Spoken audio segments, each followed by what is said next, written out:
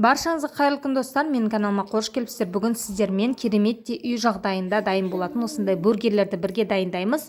Кәдімгі Макдональдста, кафелерде берілетін бургерлардан артық болмаса кем емес. Ендеше соңына дейін қараймыз.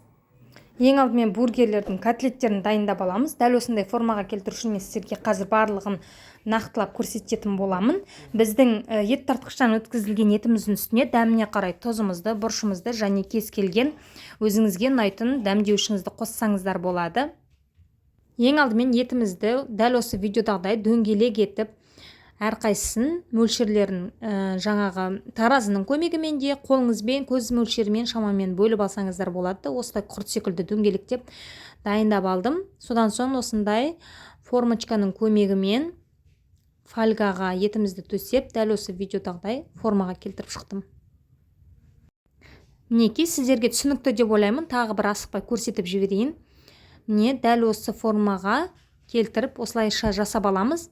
Және осы барлық котлеттерімізді бір-біріне жабысып қалмас үшін үстіне салафан қалташасын қойып, әрқайсысын бірінің үстіне бірін салып, мұздатқышқа жарты сағат уақытқа қоямыз. Сол кезде біздің котлеттеріміз шашырамай дәл осы формамен пісіп шығады. Кейіннен табамызға аздаған сұйық май құйып, қызып тұрған майымызға жаңағы дайындап қойған котлеттерімізді сыйғанша салып, екі жағы қызарғанша баяу отта қуырып аламыз. Котлеттер толық пісу үшін мен осыған ең соңында аздаған ғана су қосып, осылай баяу отта бір бұқтырып алдым. Мінекей, өткен видеода мен сіздерге осы бургерге арналған булочканы қалай жасау керектігін көрсетіп шықтым. Описанияға кіріп қарасаңыздар болады, ссылкасын тастап кетемін.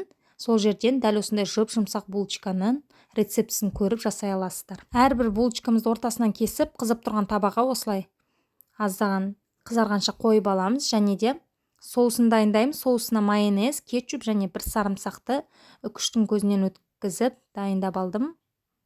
Және әрбір бургердің астына осылай біраз қасықтан толтыра салып жағып шығамын. Оның үстіне осындай салат жапырағын және дайындап қойған котлетімізді, және мен осындай плавленый сыр пайдаланамын. Кез келген өзіңізге ұнайтын сырыңызды пайдалансаңыздар болады. Котлеттің үстіне дәл осындай жұқа арнайы дүкендерде сатылатын плавленый, яғни ерітілген сырды пайдаланасыздар. Үстіне қызанақ және балғын қиярды немесе мен секілді тұздалған қиярды қойсаңыздар болады. Және жуа ең соңынан біздің екінші, яғни булочканың үстіңгі бөлігін қоямыз. Және осының барлығын ағаш шпажканың көмегімен бекітеміз. Мінекей, осымен біздің бургеріміз дайын. Қараңыздаршы, қандай әдемі, дәмі де өте керемет. Сіздер де міндетті түрде жасап көріңіздер. Назарларыңызға көп рахмет.